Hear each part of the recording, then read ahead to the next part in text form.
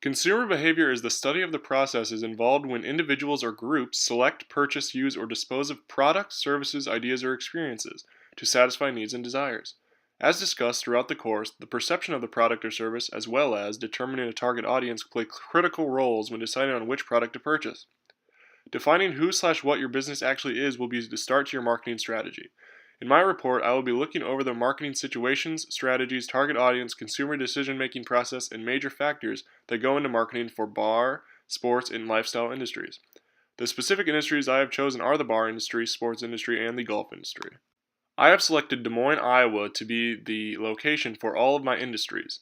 Demographically, 87% of the city of Des Moines is Caucasian with an average household income of nearly $77,000.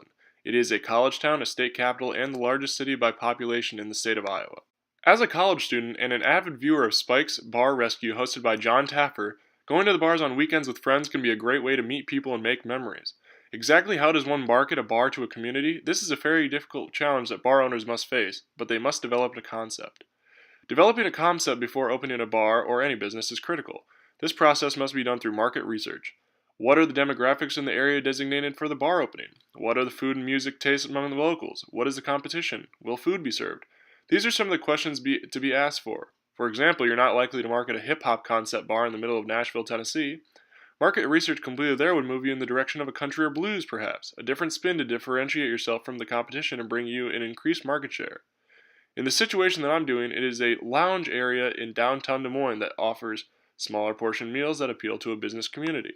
From here, we will go through the different stages of the consumer decision-making process, including recognizing the need, information search, alternative evaluation, purchase decision, and post-purchase behavior. First is recognizing the need. It is probably the most important aspect of the consumer decision-making process. Simply put, if there is no problem, there is no purchase. All problems are not actually major issues, but rather requirements to fill a void. Different types of need are illustrated throughout the textbook, including those for affiliation, power, and uniqueness. The need for affiliation fits to our factor right now, which it means to be in company of other people. Information search is the second step. Once the problem or need is recognized, we must evaluate options to produce solutions. Depending on the depth of the situation, more or less research will be needed. For example, choosing a new home will require extensive research, while deciding which toilet paper to purchase will require comparatively little. There are two different types of information also, internal and external. Internal information comes from our own memory and previous experience and is more likened in this example to the toilet paper purchase. It is known for everyday experiences.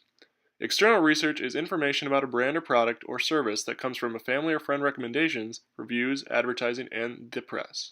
Thirdly, alternative evaluation takes place once the information is collected. The consumer may evaluate several different alternatives. To simplify the alternative evaluation stage, we evaluate the alternatives between objective and subjective characteristics. Objective characteristics are the features of the product and how it functions. Subjective, on the opposite, are the perception and perceived value. For the marketer, a series of options must be considered. First, positioning a product is a marketer's ability to convince the consumer to consider the product in its provided category. Another option is to turn the product into an exemplar product. An exemplar product sets the tone of the category for itself. For example, we could say Amazon set the bar for online shopping. Another responsibility is the ability to track the product or service. Our bar being situated in a particular location is an advantage because consumers can only come to our location to receive the experience and service we offer. The fourth step, product choice, follows research and problem recognition.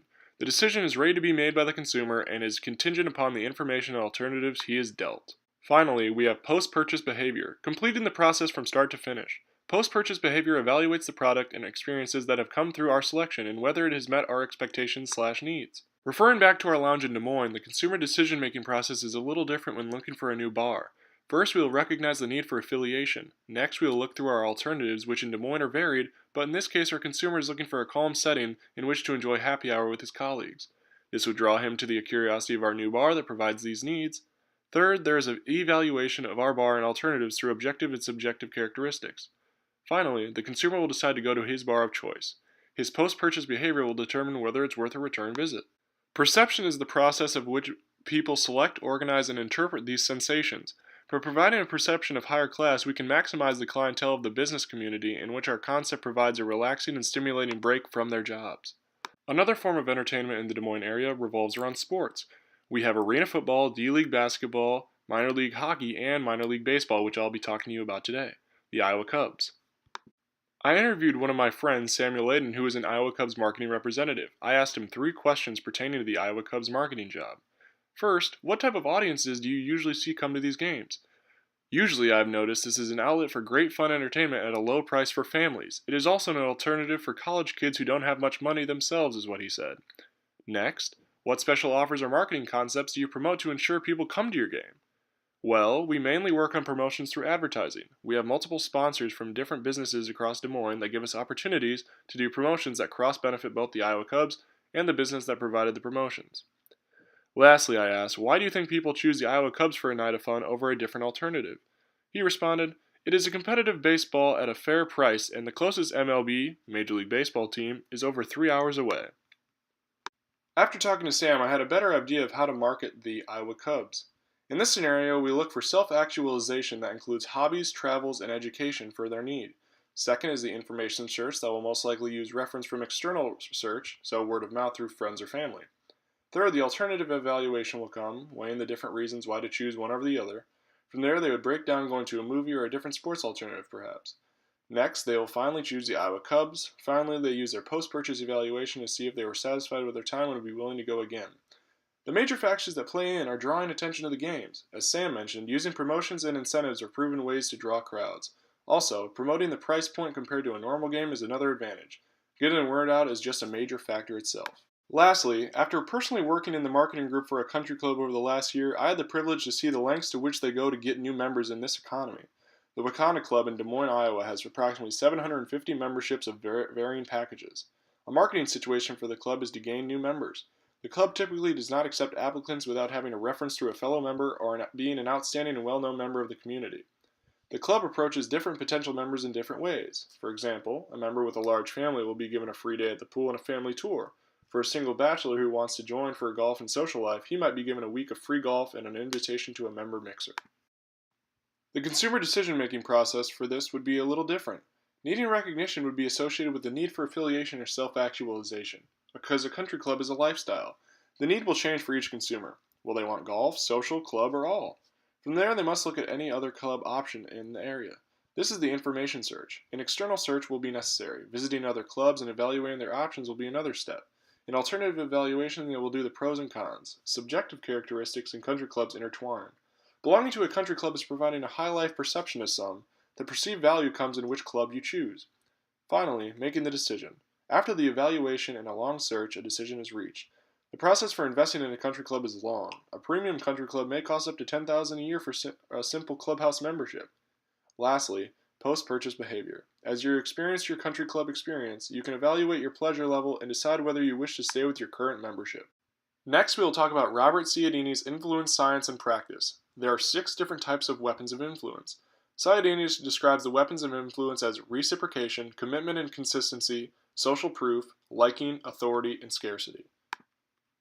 The first weapon of influence I will talk about is the reciprocation. Reciprocation revolves around the concept of repaying others for their previous payments. Avoiding the title of a mooch may go a long way in a consumer's eyes. Tips or tricks to this are offering an incentive or polite gesture if you want someone to buy a product. For example, giving out free drinks at a game and then asking someone to buy a raffle ticket. A person who is offered a drink, regardless whether they take it or not, is twice as likely to buy one. This can't be used in an exploitive manner if the person who does a favor request or gives guilt. Making someone feel guilty about not giving back an offered gesture is unacceptable and rude. The best way to defend against the weapon of influence is to thank the person and show gratitude, appreciation in their kind gesture. Second, I will talk about the weapon of commitment and consistency. This weapon of influence implies that once someone has said something, they will do something. They will be more likely to stick to it. For example, if you were to assemble a task force, assign roles to each person, and have them all verbally commit to their part, the one who falls back on their word will have a certain perception on their word and be inconsistent. The best way to use this weapon is through contract so that the word is final and committed. This could be exploited to the point where we are pushing too much on consumers where they're not ready for commitment. Be prepared and evaluate your own time to make sure that you can fulfill your commitments. Lastly, there is social proof, which revolves around others' opinions of right and wrong. Most of the basis of this shows in certain situations, for example, when we're at our occupation. This principle of influence is extremely relative when we are nervous or uncertain of what to do. The way to do this in selling is to show that other people are doing or using your product and they are thoroughly enjoying it. This can be exploited by making choices by following a crowd and not making your own decisions. To defend this, use information search in your consumer decision-making process and evaluate what you truly like.